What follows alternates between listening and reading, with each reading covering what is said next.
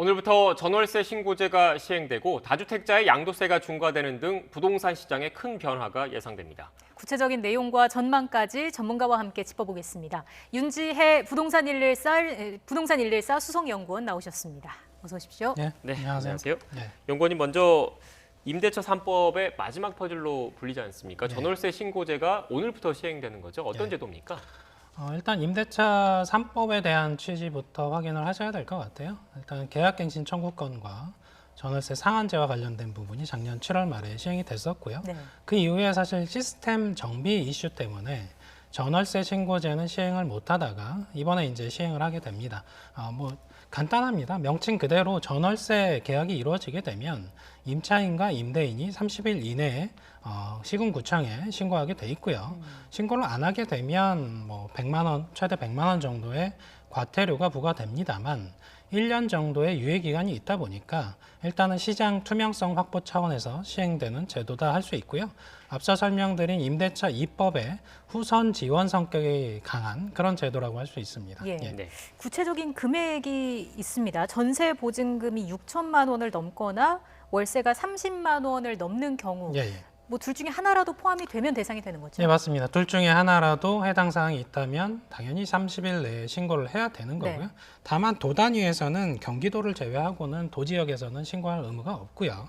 그리고 신고 대상에서 이제 군 지역도 이번 대상에서는 제외가 돼 있습니다. 예. 네.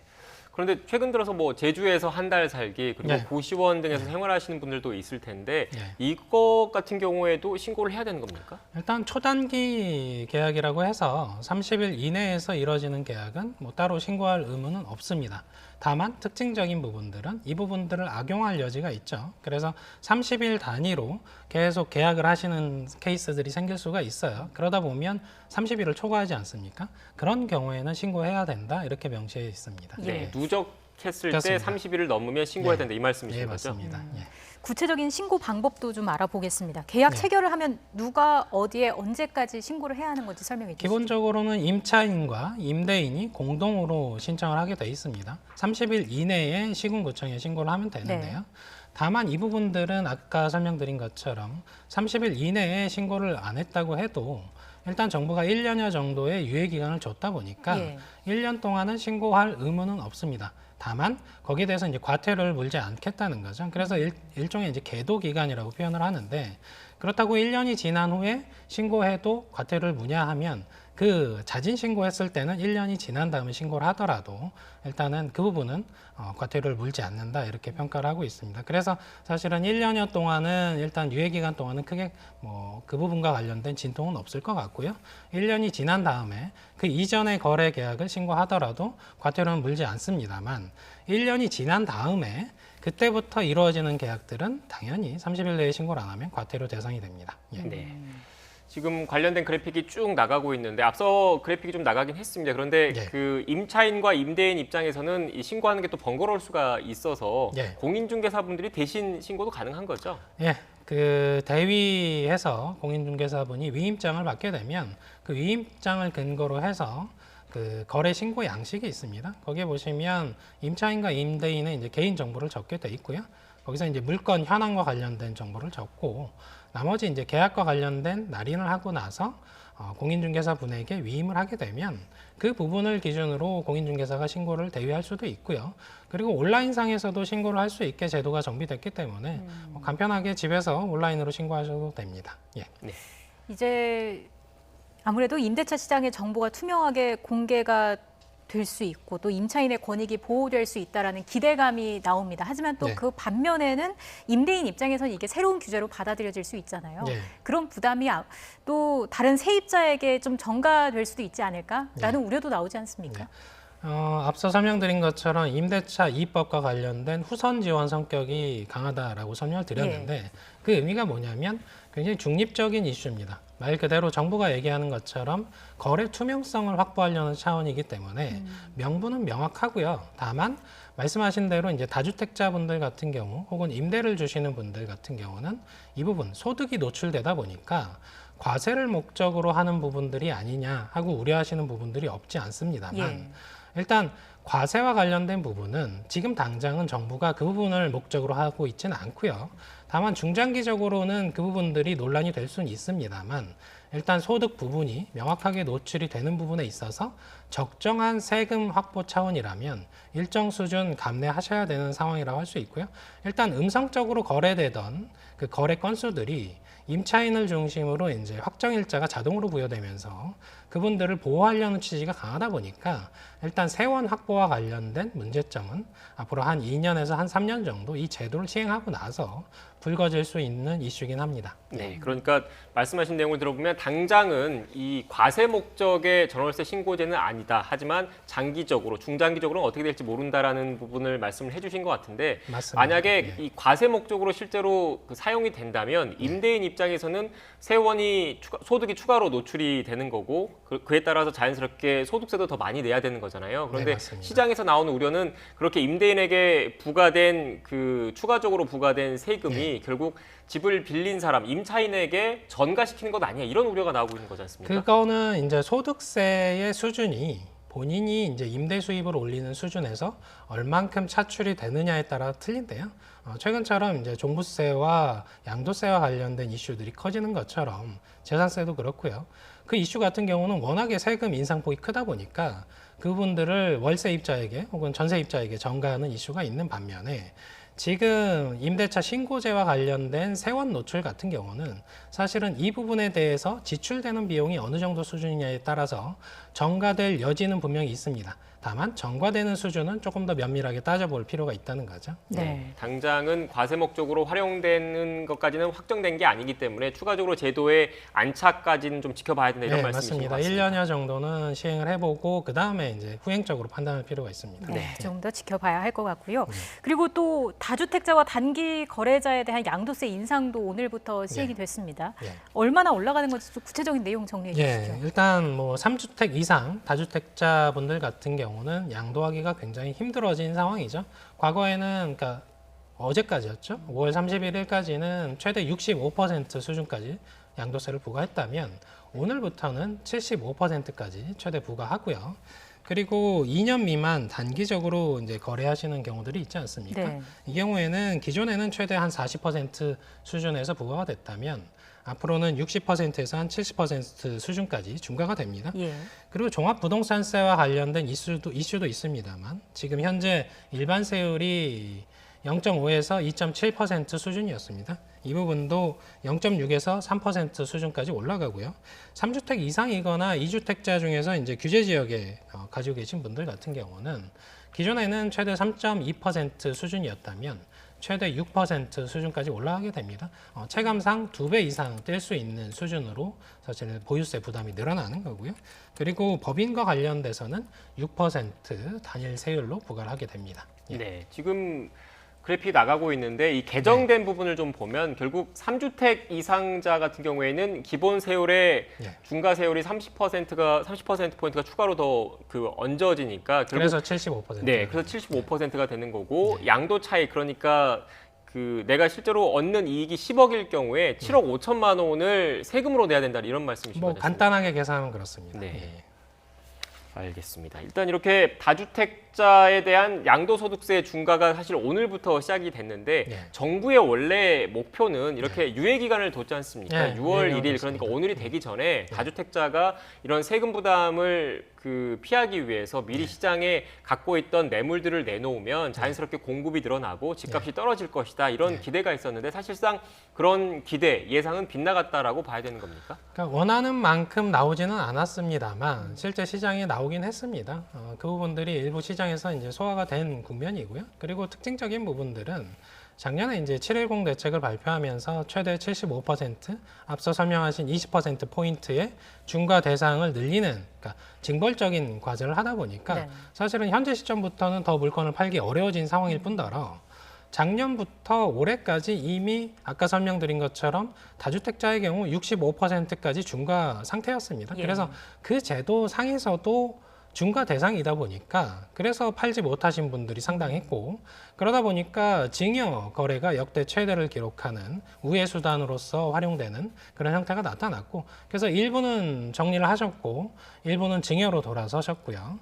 일부는 이제 매도를 못했으니 버티기에 들어갈 가능성이 높다 이렇게 해석이 되는 부분입니다. 네. 결국 다주택자 입장에서는 앞으로 집값이 계속 또 오를 것이다라는 기대 심리가 있었던 걸까요? 그 부분들을 보시면 저희 부동산 114에서 이제 매년 현 정부 들어서 2016년부터 해서 2017년에 현 정부가 들어섰습니다. 그래서 그때 당시에 5월 대비 6월 상승폭을 확인을 했더니 사실은 5월 대비로 6월이 조금 더 상승폭이 커지는 움직임들이 나타납니다. 왜 그러냐면 6월 1일 과세 기준점이 지나게 되면 기존에 보유하고 계신 분들은 급할 게 없어지는 거죠. 이미 올해 그 6월 1일 이후에 팔든 내년 5월 31일에 팔든 과세는 이미 확정이 돼 있습니다. 반면에 수요자분들은 특징이 달라요. 왜냐하면 지금 사든 5월 31일, 내년에 5월 31일에 사든 본인은 과세 대상이 아니거든요. 그래서 매물은 축소되는 반면에 사실상 수요자분들은 더 점증해서 늘어나는 경향들을 보이다 보니까 거래량이 늘어나면서 가격이 튀는 움직임들을 보인다는 거죠. 그래서 최근 들어서 사실 올해 상반기 내내 사실 수도권에서 경기도와 인천권역 중심으로 상승폭이 굉장히 크게 나타났기 때문에 거기에 관련된 기대 심리도 여전히 유효하다 이렇게 평가를 할 수가 있는 거죠. 네. 그리고 최근 민주당을 중심으로 부동산 완화 정책이 논의되고 있는데 네. 하나하나 또 짚어보겠습니다. 일단 오늘이 6월 1일인데 과세 기준일입니다. 네. 조금 있으면 집을 가지고 계신 분들 같은 경우에는 재산세 고지서를 받아보시게 될 텐데 네. 이 재산세 감면 기준을 좀 완화를 했죠. 어떤 내용입니까? 기존에 이제 특별 대상으로 따로 취급을 해서 6억 원 이하, 그러니까 공시가격 기준입니다. 실거래가가 아니고요. 6억 원 이하에서는 0.05%포인트 세금을 깎아주는 제도를 3년 동안 한시적으로 제도를 시행 중에 있습니다. 그 부분들이 현재 이제 여당 쪽에서 9억 원 수준까지 이 부분들을 좀 확대를 해서 1가구 1주택자의 세액 부담을 좀 완화해주자 했던 거고요. 거기와 관련된 대상이 이제 6억 원에서 9억 원 수준에 위치한 대상 가구가 보시면 한 59만 채 정도가 해당이 되고요. 이 59만 채가 평균적으로 18만 원 정도의 세금을 절약할 수 있는 구조라고 할 수 있습니다. 네. 그래서 늘어난 폭만큼 이게 절감이 되냐 하면 실상은 그렇진 않고요. 18만 원 수준이 특정 그 가구, 그러니까 특정 저가의 주택을 가지고 계신 분들한테는 조금 크게 다가올 수도 있습니다만 고가 주택을 보유하신 분들, 그러니까 9억 원 수준에 육박하는 주택을 보유하셨다면 그렇게 네. 체감상 크게 다가오진 않습니다. 네, 연구원님 일단 시청자 여러분 입장에서는 네. 이 헷갈리실 수가 있을 것 같아서 이 네. 공시가 그러니까 6억에서 9억으로 재산세 감면 기준을 상한했지 않습니까? 네. 이거를 시가로 좀 편하게 설명해 주시겠어요? 시가로 표현하면 보통 한 3억 원 정도 추가하시면 됩니다. 6억 원으로 공시가격이 6억 원이면 9억 원에 거래되는 가격을 말하는 거고요. 네. 공시가격이 9억 원이면 보통 한 12억 원 정도까지 커버리지를 갖고 있기 때문에 실제 거래 가격은 한 12억 원 수준이 9억 원 수준이다. 공시가격으로 이렇게 평가할 수 있습니다. 네, 그럼 제가 네. 추가로 더 질문을 좀 드리면 시가 기준으로 하면 9억에서 12억으로 그 재산세 감면 상한 기준을 올린 거지 않습니까? 그런데 네, 얼마 전 맞습니다. 뭐 KB 자료를 봐도 그렇고 네. 그 서울의 집값 아파트 가격의 평균 가격이 11억 원 안팎 정도 되는 건데 네. 상당수 그러니까 서울 지역의 상당수 아파트도 이런 재산세 감면 혜택을 볼 수도 있게 됐다 이런 말씀이십니까? 그렇게 볼 수 있습니다. 다만 감면 폭이 0.05%포인트다 보니까 평균적으로 18만 원 수준이 체감상 많을 수도 있고 혹은 적을 수도 있다. 이렇게 설명을 드리는 겁니다. 네. 예. 자, 그리고 민주당이 무주택 실소유자에 한해서 LTV 우대 혜택도 20%포인트 네. 높이고 우대 조건 완화도 결정을 네. 했는데 근데 그 DSR 규제는 풀지 않았습니다. 그렇기 네, 때문에 맞습니다. LTV 이 완화 혜택이 비교적 좀 제한이 있는 거 아니냐 네. 이런 목소리가 있지 않습니까? 예, 그래서 주택담보 인정 비율이라고 하는 LTV는 투기 과열 지구에선 40% 수준이고요. 그리고 효정 대상 지역에서는 50% 수준입니다. 이게 기존에는 실수요자, 무주택 실수요자에 한해서는 10%포인트씩 완화해줘서 50%, 60% 적용을 받고 있었죠. 이 부분들을 현재 여당 쪽에서 20%포인트까지 확대를 하게 되면 투기 과열 지구에서 실수요자는 60%까지, 조정 대상 지역에서는 70%까지 대출 여력이 넓어지는 거죠. 네. 문제는 그 아까 설명하신 DSR에 있는 건 아니고요. 그 부분보다는 최대 한도, 대출을 받을 수 있는 최대 한도를 4억 원으로 정해놨습니다. 예. 그래서 예를 들어서 설명을 해드리면 9억 원에 해당을 하게 되면 LTV 60% 적용을 받게 되면 5억 원 이상 대출이 나와야 정상이잖아요. 네. 그럼에도 불구하고 최대 한도는 4억 원이기 때문에 결과적으로는 원래 9억 원 수준에서 투기 과열지구 40% 아닙니까?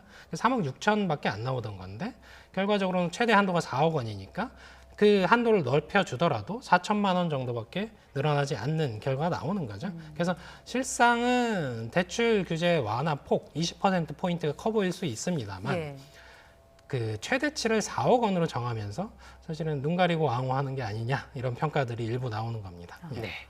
그리고 마지막으로 또 논의되고 있는 게 아직 확정된 건 아니지만 지금 현재 우리 세법상 그 집을 한 채 가지고 있는 한 세대 같은 경우에는 예. 그 9억 미만 시가 기준으로 9억 미만의 집은 세금이 양도소득세가 부과되지 않는 거지 않습니까? 예, 이걸 좀 부과되지 않습니다. 높이는 방안이 논의되고 있는데 어떤 효과가 있겠습니까? 굉장히 파장이 커질 수 있는 정책 중에 하나입니다. 기존에 뭐 장기간 9억 원 이하에 해당되는 1가구 1주택자는 사실상 양도세 부담이 전혀 없었거든요. 비과세 대상이어서요.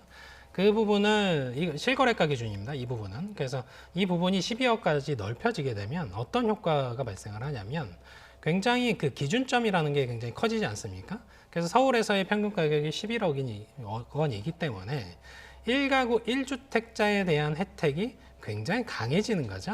그러다 보면 사실상 지금의 이제 다주택자분들은 여전히 매도 관점에서 견지를 하고 있습니다만 1가구 1주택자의 고가주택이라고 부를 수 있는 10억 원을 초과하는 주택을 보유하신 분들조차도 사실상 감면 대상이 넓어지면서 똘똘한 집 한 채 이슈가 더 확장되는 양상이 불거질 수 있다 이렇게 평가를 할 수가 있습니다. 네. 네. 그런 논란 때문에 현재 민주당 내에서도 의견 접점을 찾지 못한 상황인 거죠. 네, 이 부분에 맞습니다. 대해서도 추가적으로 확정되면 다음에 또 기회가 되면 이야기를 나눠보겠습니다. 네. 지금까지 윤지혜 부동산 114 소통연구원과 함께 부동산 이슈 짚어봤습니다. 오늘 말씀 고맙습니다. 고맙습니다. 감사합니다.